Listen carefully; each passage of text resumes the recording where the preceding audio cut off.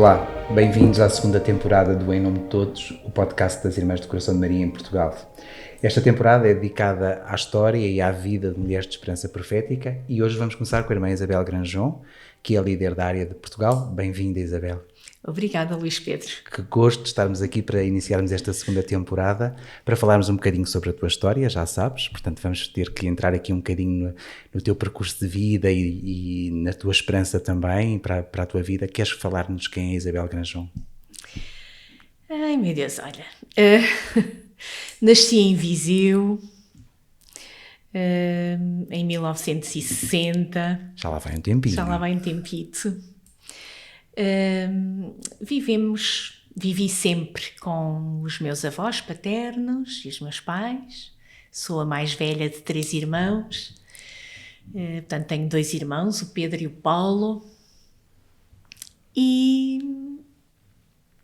pronto, uma família normal, que vivia na cidade de Viseu.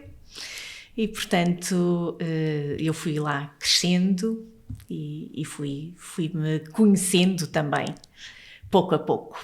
O que é que tu sonhavas ser quando eras pequenina, Isabel? Olha, na verdade, não sei se eu tinha assim algum sonho. Eu acho que eu sonhava ser boa menina. Mas pronto, eu comecei a aprender a tocar piano logo quando estava no primeiro ciclo e, portanto, eu gostava de tocar piano, gostava muito de música, gostava de cantar. Ai, obrigada. E assim, sonho, acho que foi depois crescendo ao longo do tempo, mas não me lembro de ter assim uma coisa. Gostava muito de ser. Mas pronto, gostava de música, muito de música. Isso eu sei que gostava e, portanto, gostava de continuar com ela. E ainda gosto. Eu fiz esta pergunta porque há uma particularidade, não é? Que nós às vezes não estamos habituados a ver assim tão comumente nas religiosas e nos religiosos, mas que na verdade se calhar é um estereótipo que temos na nossa cabeça. E a particularidade é que a irmã Isabel é de formação professora de matemática. Pois sou. A difícil matemática, não é? E a minha pergunta é, como é que isso surgiu na tua vida? Olha, eu acho que foi normal. Eu lembro-me que desde, na altura, a escola primária, não é? Agora o primeiro ciclo, eu sempre gostei muito de matemática. Adorava fazer contas e quanto mais difíceis elas fossem, mais eu tinha gosto.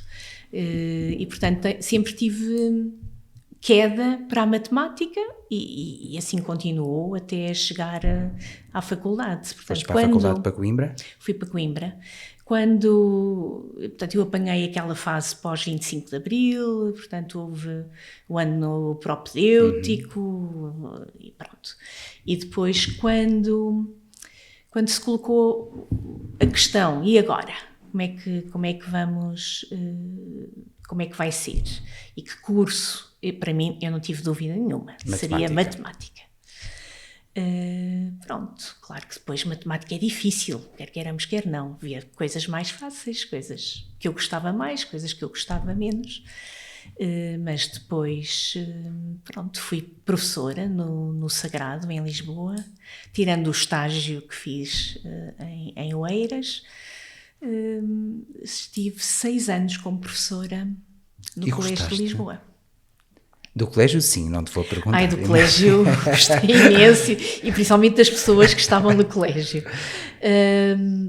De dar aulas, por incrível que pareça, eu tinha dificuldade com turmas grandes, de 30 alunos. E então eu dizia, eu gosto muito de matemática, mas para dar explicações a pequenos grupos. E entretanto a vida levou-me por outros caminhos. Quando estavas no Colégio de Lisboa como professora de matemática, era já Irmã do Coração de Maria? Era já Irmã do Coração de Maria. Mas então eu vou um bocadinho atrás. Sim. Nesse processo de faculdade, de escolha de curso, em que normalmente o que fazemos é equacionar a vida que queremos ter e as expectativas que temos para a nossa vida futura e também um período em que vamos cruzando com outras pessoas na faculdade e na nossa vida social, naturalmente. A minha pergunta é, não pensaste casar, namorar, ter filhos? Claro, no mínimo 3 filhos. Porque nós éramos 3. Sim. Eu achava que no mínimo eu teria que ter 3 filhos. Sim, namorei e depois pensei em ser irmã E depois voltei a namorar, até depois à decisão, quando já estava em Coimbra, a decisão mesmo de entrar no instituto. Mas claro, que eu queria casar-me e ter filhos. E como é que surgiu esta questão do instituto na tua vida? Foste aluna do Lar de Coimbra, não? Sim, fui aluna, mas antes disso as Irmãs do Coração de Maria estavam em Viseu e na minha paróquia. Então, ali em 1975, depois da independência em Moçambique, a irmã Maria do Céu Quinteiro veio para Viseu, aliás, ela era do distrito, veio para Viseu e o nosso pároco, que era super avançado para o tempo, claro, convidou-a para formar um grupo coral na paróquia. E lá veio a música. E lá veio a música e foi a família toda para o grupo coral, a avó e a mãe, eu e os meus irmãos e primos e tal, uma data de gente. Foi uma missa do Galo espetacular, com bateria, com guitarras de todo tipo, com canto, ensaiadas pela Irmã Maria do Céu. Portanto, foi aí não foi o meu primeiro contacto com as Irmãs do Coração de Maria, porque quando eu era ainda pequenina, as irmãs estavam lá e viviam em frente, o lar não era o último, era em frente da casa da minha madrinha. Eu ia todos os domingos almoçar à casa da madrinha, ia à missa primeiro, e as Irmãs do Coração de Maria, ainda com o véuzinho, portanto, mas isto já era pós-Vaticano II, estavam, e portanto foi aí que eu conheci as Irmãs do Coração de Maria, mas nessa altura não pensava em ser freira. Depois com a Irmã Maria do Céu, sim, mas o meu contacto nem foi tanto com ela nessa altura. Foi com a Irmã Helena dos Anjos, que era novinha, ainda não tinha votos perpétuos, e vinha com o grupo das meninas para os ensaios e para a missa. E depois foi-lhe pedido a ela e a uma irmã Doroteia e mais a uma catequista leiga para formar um grupo de adolescentes pós-profissão de fé. E o que é que a irmã Helena faz? Convida-me para eu também orientar o grupo de adolescentes. Eu era uma adolescente ainda, tinha para aí 15 anos. Muito próprio das irmãs, essa ousadia. Muito próprio das irmãs. E aí o contacto maior com a irmã Helena, que depois fui tocar órgão nos votos perpétuos dela, e no fim da missa foi um choro. Eu choro muito, não é? Mas naquela altura eu não conseguia conter as lágrimas e, claro, a minha mãe ficou um bocadinho inquieta, uma amiga minha pensou logo, ela quer ser freira, mas eu não disse nada a ninguém, mas chorei. Sentiste isso nessa altura? Mas senti. Pronto, mas isso mais ou menos passou e namorei, entretanto, nessa altura. E depois fui para Coimbra e em Coimbra foi assim o tempo de aprofundar mais a minha fé. Porque eu tive a sorte de ter catequese não com o catecismo antigo, mas já com os primeiros catecismos pós-Vaticano II, mas mesmo assim aprofundar a minha fé, estar na CVX, aumentar o número de amigas e amigos e pronto. E ao mesmo tempo, e além da CVX, foi fundado os grupos de escuta da palavra pela Irmã Maria do Céu connosco, que eu obrigámos a arranjar-nos um grupo de oração, e aí a vocação que já lá estava. Mas eu gostava de dizer, a pensar, quando mais tarde eu fui refletindo, eu acho que no fundo a primeira pessoa que influenciou a minha vocação foi a minha mãe. Porque era uma mulher sensível, firme, sofrida, mas sempre com um cuidado e uma atenção, um cuidado com os vizinhos que mais necessitavam, sempre atenta. E eu acho que estes valores de uma mulher, como foi a minha mãe. E agora precisamos de um bocadinho de água. E isso permite dizer uma coisa, que estava a ouvir-te e, com a devida diferença, estava a ouvir o Padre Gaiaca falar da sua mãe. Claramente esta ideia de que foi nos joelhos da mãe que ele aprendeu, a atenção ao outro, o cuidado com os mais necessitados, sim. Mas Sem continua, dúvida. Isabel, se ainda tiveres voz, continua. Sim, tenho. Portanto, acho mesmo que foi assim a pedra fundamental do meu processo vocacional. Por incrível que pareça, quando eu lhe comuniquei. Claro que ela já tinha andado a indagar e a falar, não sei o quê, mas o que é que a minha filha fala tanto com a irmã Helena e tal. Bem, quando eu lhe disse eu quero mesmo entrar no pré-noviciado, ela disse, mas tu eras a pessoa que estava em condições melhores para me dar netos. E isso ficou-me sempre, ela não chegou a ter netos. E então, mas pronto, então depois a irmã Helena, depois a irmã Maria do Céu, a irmã Maria Dina, que estavam em Coimbra, mas toda a comunidade de Coimbra foi fundamental também para a minha... Viviam-se tempos áureos também nessa altura na igreja, não é? É verdade, é verdade. No pós-25 de Abril eram... E o pós-concílio também. E no pós-concílio, claro. Mas eu fui para Coimbra em 78, 79, portanto estávamos ali numa fase muito boa. Olha, Isabel, ia-te perguntar, e porquê o Instituto das Irmãs do Coração de Maria? Imagino que falaste das pessoas, portanto isso seria obviamente um elemento que influenciou a tua decisão. Mas para além das pessoas e das irmãs, que é sempre uma marca que nos vem à cabeça e ao coração, porquê o Instituto? Também foi muito interessante, porque naquela altura do grupo de adolescentes na paróquia e toda a caminhada ainda em Viseu, na minha paróquia estavam as Doroteias, que tinham colégios, estavam as Irmãs do Coração de Maria com um lar e estavam as Irmãs do Bom Pastor com uma obra diferente de jovens vindas de situações familiares difíceis. Estávamos todas ali e todas a trabalhar na paróquia. Portanto, eu ora às vezes ia às Doroteias, outras vezes ia por causa de trabalhos da paróquia, outras vezes ia ensaiar com as Irmãs do Bom Pastor e outras vezes ia ao Coração de Maria. E a primeira pessoa a quem eu disse, nos meus 18 anos, que com certeza queria ser freira, foi à Doroteia, não foi à Irmã Helena. E giro, porque não me senti nada pressionada, então vamos lá, nada.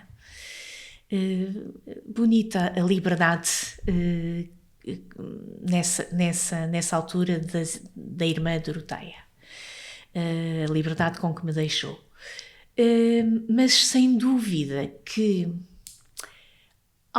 não vou falar ainda nos primeiros tempos do carisma, porque ainda não tinha propriamente descoberto bem, mas sem dúvida que a vida comunitária das Irmãs do Coração de Maria, a proximidade aos jovens, a liberdade com que estavam connosco, com que acolhiam as nossas questões, a maneira como eram o ser Irmã do Coração de Maria em comunidade foi o que me atraiu. Assim, em primeira mão. Não um carisma teórico, depois, não é? Sim, mas vivido, experienciado. Sim. E depois começas a conhecer então o Padre Gaiac, a história do Padre Gaiac e o carisma, claro, e para que todos tenham vida, sem dúvida que foi fundamental para mim. Muito bem. Falamos aqui já num tempo pós-conciliar, de um tempo mesmo em Portugal pós-revolução e tudo mais. Entretanto, aconteceu tanta coisa na vida da Igreja, aconteceu tanta coisa na vida do nosso país. Como é que vês, Isabel, neste momento a nossa Igreja no tempo atual? Isso é uma pergunta difícil, pois Luís Pedro. É das mais difíceis. Em Portugal e no mundo, não Sim. é? Mas a Igreja somos nós. Então eu vejo que nós estamos sempre a caminho. Vejo a Igreja a caminho, com obstáculos pelo meio, com quedas e ressurreições, mas estamos a caminho. E eu acho que eu vou lá ao João 23, desde o Vaticano II, com todos os papas, e de um modo especial os últimos papas, João Paulo II, que nos entusiasmou tanto e deu um rumo também à Igreja hoje, para os tempos de hoje. E ultimamente o Papa Francisco e agora o Papa Leão nos estão a desafiar constantemente a estar em caminho, a estar em missão, e o caminho sinodal é o acolher cada pessoa e não gosto da palavra lutar, mas promover a dignidade de cada pessoa. Claro que temos o cuidado de toda a criação, mas a nossa ecologia integral centrada na humanidade, em cada pessoa. Acolher cada pessoa tal como ela é, independentemente de raças, géneros, jeito de ser, culturas, religião, etc. E eu sinto a nossa Igreja, e estamos no Jubileu da Esperança, e esta é mesmo a minha esperança, que vamos continuar a caminhar. E precisamos de o fazer. A caminhar em sinodalidade, verdadeira sinodalidade. Claro, se é sinodalidade, tem que ser verdadeira. Uns com os outros, de mãos dadas. Nas nossas respeitando-nos nas nossas diferenças, acolhendo-nos e caminhando assim juntos. Essa igreja é mais difícil de construir. Essa igreja aberta, capaz de acolher todos, de ouvir, é naturalmente uma igreja mais difícil. Mas é a nossa igreja. Mas é a nossa igreja, sim. Sim. Temos muito que trabalhar, temos muito que converter, temos muito que transformar por dentro de cada um de nós, e portanto, se é de cada um, é de todos. Mas eu percebo que, como igreja, nós estamos neste caminho. Muito bem. E o que é que tu gostavas de dizer para terminar em nome de todos? O nome do nosso podcast é esse, em nome de todos. O que é que tu gostavas de dizer em nome de todos?